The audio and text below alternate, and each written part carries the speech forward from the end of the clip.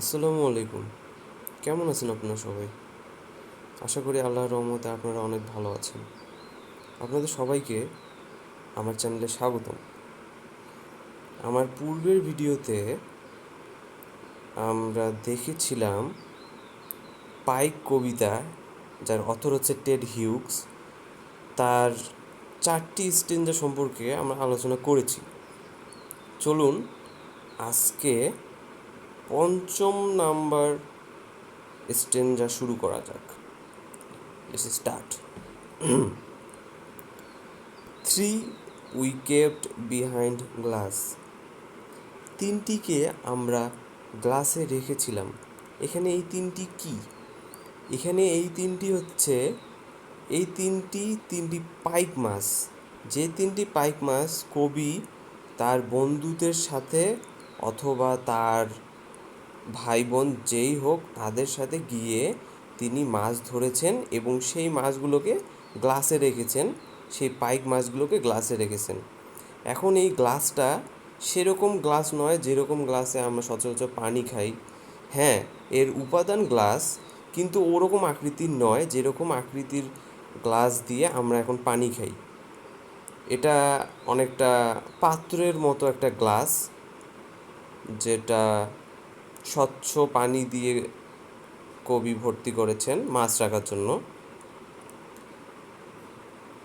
জাঙ্গলড in weed, এই glass সম্পর্কে উনি বলছেন যে গ্লাসের ভিতরের পরিবেশটা উনি কিছু জঙ্গল দিয়ে, কিছু আগাছা দিয়ে পানির মাছগুলো যে জায়গা থেকে তারা এনেছে সেরকম একটা পরিবেশ সৃষ্টি করার চেষ্টা করেছে। মনে করেন পুকুর থেকে যদি তারা তুলেছে মাছগুলো, তাহলে পুকুরের মতো একটা পরিবেশ, কৃত্রিম একটা পরিবেশ সৃষ্টি করার জন্য সেখানে কিছু জঙ্গল টঙ্গল দিয়ে আর কি ওই পরিবেশটা সৃষ্টি করার ওরা চেষ্টা করেছে। 3 inches 4 and 4.5, 4.5, এইটা হচ্ছে ওই তিনটি মাছ, যেই তিনটি মাছ উনি ধরেছেন এবং পানিতে রেখেছেন গ্লাসের মধ্যে, সেই তিনটি মাছের সাইজ উনি বলছেন। প্রথমটির সাইজ হচ্ছে 3 inches, 3 ইঞ্চি, পরেরটা হচ্ছে 4, এবং সর্বশেষটি 4.5 ইঞ্চি। ফিড ফ্রাই টু দেম, এখানে ফ্রাই বলতে ছোট মাছকে বোঝানো হয়েছে, তুলনামূলক ছোট মাছ যেগুলো আর কি পাইক মাছের থেকে ছোট মাছ, সেগুলোকে বোঝানো হচ্ছে। ফিড ফ্রাই টু দেম, কবি তাদেরকে ছোট মাছ খাইয়েছিলেন। Suddenly there were two, finally one, হঠাৎ করে উনি দেখতে পেলেন সেখানে দুইটি অবশিষ্ট রয়েছে, এবং সর্বশেষ তিনি দেখলেন ওখানে শুধুমাত্র একটি অবশিষ্ট রয়েছে। তারপরের স্টেঞ্জায় গিয়ে আমরা দেখতে পাচ্ছি, উইথ এ স্যাক বেলি and the green it was born with. এই লাইনটা আগের স্টেঞ্জার শেষ লাইনের সাথে সম্পর্কযুক্ত। দেখুন, ফাইনালি ওয়ান, সর্বশেষ যে মাছটি রয়ে গেল। তাহলে কবি লক্ষ্য করলেন যে তিনি যে তিনটি মাছ ধরেছেন সেই তিনটি মাছকে তিনি গ্লাসে রেখেছেন। সেই তিনটি মাছের আকৃতি সম্পর্কে উনি বর্ণনা দিলেন।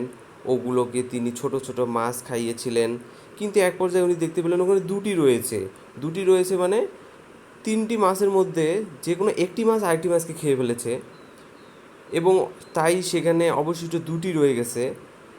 অ্যান্ড ফাইনালি ওয়ান, এবং সর্বশেষ ওখানে একটিই রয়ে গেছে, মানে ওই একটি মাছই অবশিষ্ট রয়েছে, ওই একটি মাছ আবার অপর একটি মাছকে খেয়ে ফেলেছে, তাই এখানে আর একটি মাছই অবশিষ্ট রয়ে গেছে। কি ভয়ানক ব্যাপার! উইথ এ স্যাক বেলি and the green it was born with, সর্বশেষ যে মাছটি রয়েছে সে মাছটিরও একটা পেটুক অবস্থার সৃষ্টি হয়েছে। আমরা অনেক সময় বলি না, তুই এত খেয়েছিস, তোর তো পেট ফুলে গেছে, এই মাছটিরও এখন সেই অবস্থা হয়ে গেছে। উইথ এ স্যাক বেলি and the green it was born with, এবং তার তো এই পেটুক অবস্থার সৃষ্টি হয়েই গেছে, সে যে দুটি মাছ খেয়েছে তারপরে তার পেটুক অবস্থা সৃষ্টি হয়েছে এবং এখনও তার মুখে ওই শয়তানি হাসি, সেই কুৎসিত হাসি রয়েই গেছে, যেই হাসিটা নিয়ে সে জন্মগ্রহণ করেছে। And indeed they spare nobody. এবং এত কিছুর পর প্রকৃতপক্ষে আমরা বলতেই পারি যে তারা আসলে কাউকেই ছাড়ে না, প্রকৃতপক্ষে তারা নিজের স্বজাতিকেও ছাড়ে না। দে স্পেয়ার নোবডি। টু, এখন আমরা এই কাহিনী আমাদের এখান থেকেই শেষ। এখন কবি আমাদেরকে তার এক নতুন অভিজ্ঞতার সাথে পরিচয় করিয়ে দেবেন। 2 6 pound each, over 2 feet long, high and dry and dead in the willow herb. তাহলে দুটি, কবি দুটি পাইক মাছ সম্পর্কে আমাদেরকে জানাতে চাচ্ছেন। 2 6 pound ইচ, প্রত্যেকটার ওজন 6 পাউন্ডের মতো হবে। Over 2 feet long, high and dry, সেগুলো 2 ফিটের বেশি লম্বা হবে, বড় হবে। অ্যান্ড ড্রাই, সেগুলো ছিল শুষ্ক। অ্যান্ড ডেড, এবং সেগুলো ছিল মৃত। ইন দ্য উইলো হার্ব, উইলো হার্ব হচ্ছে এক ধরনের গাছ। এই গাছের এই গাছের ভেতরে এই দুটি মাছকে উনি দেখতে পেয়েছিলেন। গাছের ভিতরে একটা খাঁজ ছিল, সেই খাঁজের ভিতর তিনি দুটি মাছকে দেখতে পেলেন। এখন এই সম্পর্কে আমরা আরও জানতে পারবো পরবর্তী স্টেঞ্জায়। চলুন দেখা যাক। One jammed fast in its gills down the others gullet. কবি দেখতে পেলেন যে এই যে দুটি পাইক মাছ রয়েছে, যে দুটিকে তিনি এখনই দেখলেন উইলো হার্ব গাছের খাঁজের ভেতর, এই দুটি মাছ একটির আরেকটির ফুলকার মধ্যে জ্যাম হয়ে আছে, একটি আরেকটির ফুলকার মধ্যে আটকায় আছে। আসলে ঘটনাটা ঘটেছে কি, একটি পাইক মাছ আরেকটি পাইক মাছকে তার প্রায় সম আকৃতির একটি আরেকটিকে খেতে গিয়েছিল। তাই এই বড় মাছটি ছোট পাইক মাছটিকে যখন খেতে গিয়েছিল, তখনই ওই ছোট মাছটির মুখ বড় মাছটির যে গিলস, যে ফুলকা রয়েছে, সেই ফুলকার মধ্যে আটকায় যায়। যার কারণেই বড় মাছটি তো মারা যায়ই, এবং ছোট মাছটি তো ওই বড় মাছটির দ্বারা আক্রমণের শিকার হয়ে সেও মারা যায়। মানে দুটি মাছে মারা যায় এবং একটা বীভৎসকর অবস্থার সৃষ্টি হয়ে এই দুইটি মাছই মৃত্যুবরণ করে। কবি এইরকম একটা দৃশ্যের সম্মুখীন হয়েছেন। দ্য আউটসাইড আই স্টেয়ার্ড, বাহিরে যেই মাছটির মাথা অপর একটি মাছের ফুলকা দিয়ে বাহিরে বের হয়েছিল, সেটির চোখ অনেকটা স্ট্যান্ডার্ড হয়ে গেছিলো, অনেকটা স্তব্ধ হয়ে গেছিলো। আমরা দেখি না মৃত মাছগুলোর চোখগুলো একদম মনে হয় যে বের হয়ে আসছে, একদম ফুলে গেছে, অনেকটা সেরকম অবস্থা। অ্যাজ এ ভাইস রুজ, একটা বিশ্রী একটা অবস্থার সৃষ্টি করে। The same iron in this I, এটা কবি বলছেন আরেকটা যেটা মাছ আছে, যে বড় মাছটা, সেই মাছেরও চোখের একই রকম সেই সেই একই রকম স্ট্যান্ডার্ড অবস্থায়, সেই একই রকম আয়রন, সেই একই রকম লৌহকর অবস্থা, একই রকম হিমশীতল অবস্থা সেই বড় মাছটির চোখের মধ্যেও কবি দেখতে পেয়েছিলেন। Though its film shrank in death, যদিও এটার চামড়া মৃত্যুতে কুঁচকে গিয়েছিল। ওকে, এখন আমরা চলে যাই পরবর্তী স্টেঞ্জার মধ্যে কবিতার নতুন আরেকটা অভিজ্ঞতা, নতুন একটা কাহিনীর কথা বলেছেন। এটার সাথে পূর্বের স্টেঞ্জার কাহিনীর কোনো মিল নেই, এটা একটা নতুন কাহিনী। এ পন্ড I feast 50 years across, whose lilies and muscular trunks had outlasted every visible stone of the monastery that planted them. A pond I fished, একটি পুকুর যেখানে আমি মাছ ধরতাম 50 ইয়ার্ডস অ্যাক্রস, যেটার দৈর্ঘ্য 50 গজের মতো হবে, whose lilies and muscular tench had outlasted every visible stone of the monastery that planted them. যেটার হুজ লিলিজ, যেই ওই পুকুরটার কথা উনি বলছেন, যে পুকুরের মধ্যে ছিল হচ্ছে লিলিজ, লিলি ফুল, এবং মাস্কুলার ট্রান্স এক ধরনের মাছ। Muscular tench had outlasted every visual stone. এগুলো এত এই এই মাছ এবং লিলি, মাস্কুলার ট্রান্স মাছ এবং লিলি ফুলগুলো ওই পুকুরটার মধ্যে এতই গাদাগাদি ভাবে ছিল, এতই ভরপুর ভাবে ছিল, যে সেখানে যদি একটা যেখানে সেই পুকুরের মধ্যে যে কয়েকটি পাথর ছিল সেগুলো এই মাছ এবং ফুলের সংখ্যার কারণে সেগুলো খুব কষ্টকরভাবেই ভিজিবল হচ্ছিল, সেগুলো খুব কষ্টকরভাবেই চোখে পড়ছিল। Of the monastery that planted them. এই পুকুরটা ছিল আসলে মোনাস্টারি, কিছু সন্ন্যাসীদের। এই সন্ন্যাসীরা যারা যারা এই পুকুরের মধ্যে এই মাছগুলো এবং এই লিলি ফুলগুলো ছেড়েছিল, তারা আসলে তাদের এই ছাড়া মাছ এবং এই লিলি ফুলগুলো এতটাই বেশি সংখ্যায় তাদের বৃদ্ধি হয়ে গেছিল যে ওই পুকুরের মধ্যে যে সকল পাথর ছিল সেগুলো খুব কষ্টকরভাবেই ভিজিবল হচ্ছিল, সেগুলো খুব কষ্টকরভাবেই মানে চোখে পড়ছিল। এখন এই সম্পর্কেই আবার কবিতার পরবর্তী স্ট্যান্জায় বলেছেন ওই পুকুর সম্পর্কেই, still legendary depth, it was deep as England, it held pike too immense to stare, to so immense and old that past nightfall I dare not cast. এখানে কবি বলছেন স্টিল লেজেন্ডারি ডেপথ, ওই যে পুকুরটায় কবি আগে যেখানে মাছ ধরতেন সেই পুকুরটা এখনও সেই কিংবদন্তিকর গভীরতা নিয়ে বিরাজমান অবস্থায় আছে, এবং it was as deep as England, এবং সেটা ছিল ইংল্যান্ডের মতোই গভীর। এখানে কবি একটা সিমিলির ব্যবহার করেছেন। আপনারা যারা ইংলিশের ফিগার্স অফ স্পিচ সম্পর্কে অবগত তারা জেনে থাকবেন যে সিমিলি সিমিলি হচ্ছে ভাষার একটা অলংকার যেটা কবিরা ব্যবহার করে থাকেন কবিতাগুলোকে আরও রোমাঞ্চকর, আরও রংচটা করার জন্য, আরও মুখরোচক করার জন্য। এখানে এই অথর টেড হিউজ একটি সেরকমই একটি জিনিস ব্যবহার করেছেন। It was as deep as England, এটা ইংল্যান্ডের মতোই গভীর ছিল। It held pike too immense to stir, so immense and old that past nightfall I dare not caste.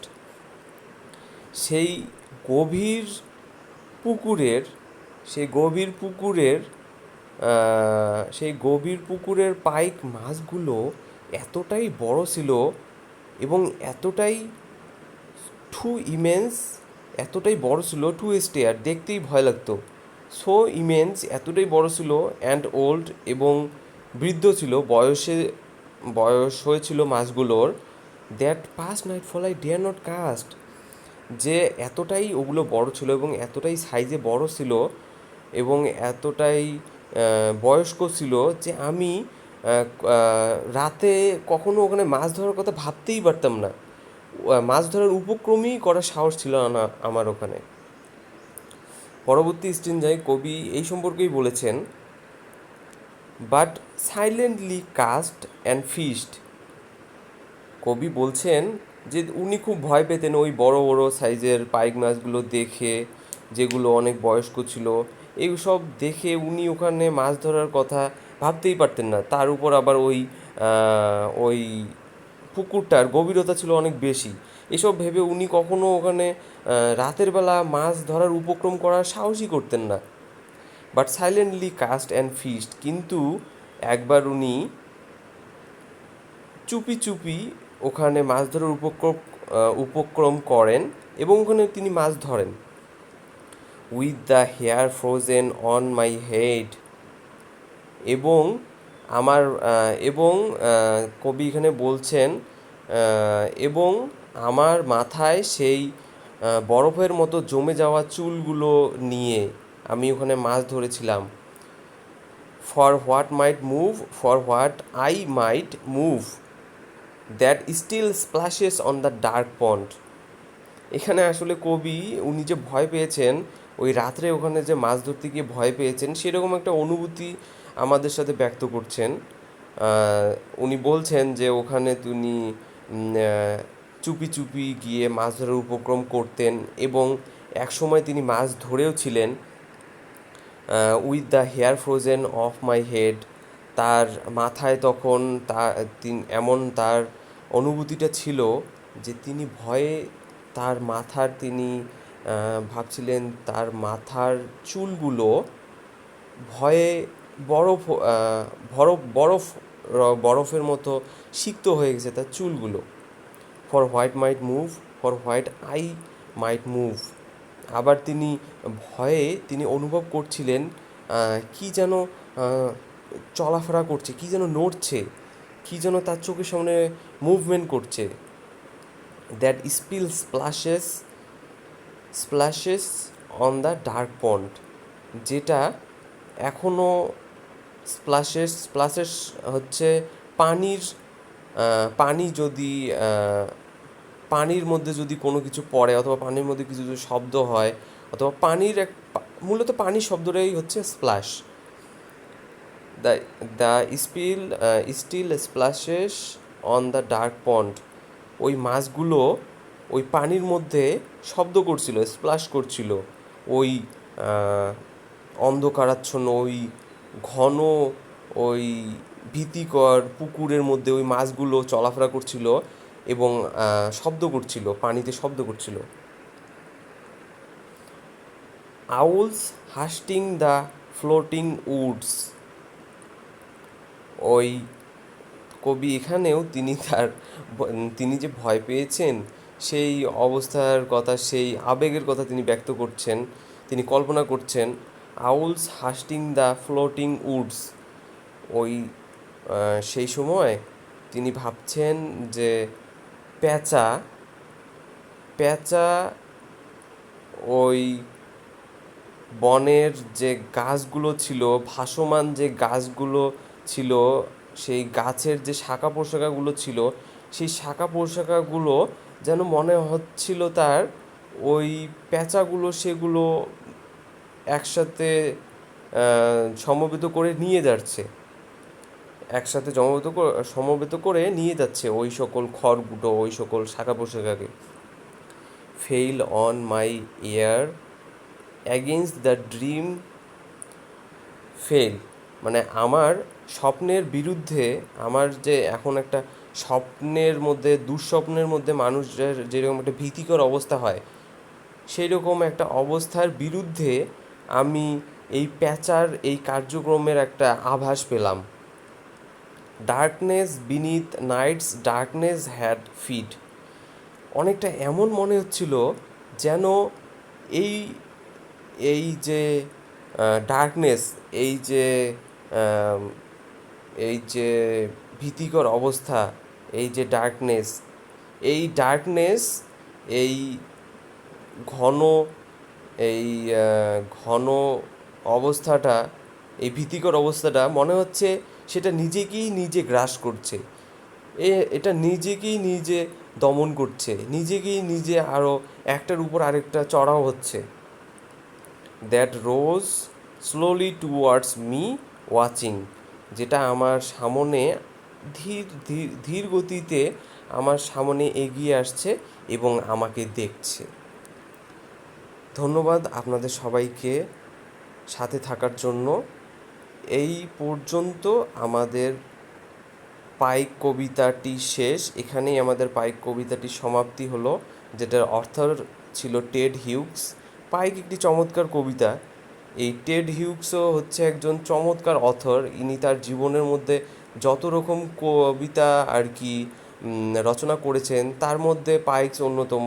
তাছাড়াও তিনি এখানে যেরকম একটা মাছ সম্পর্কে তিনি যেরকম কবিতা লিখেছেন, যেরকম তিনি ফক্স সম্পর্কেও লিখেছেন, আরও কিছু মানে ন্যাচারাল যে সকল প্রাণী রয়েছে, ওয়াইল্ড অ্যানিমেলস, এগুলো সম্পর্কে ইনি ভালোই সুন্দর মার্জিত স্বভাবে কিছু কবিতা লিখেছেন।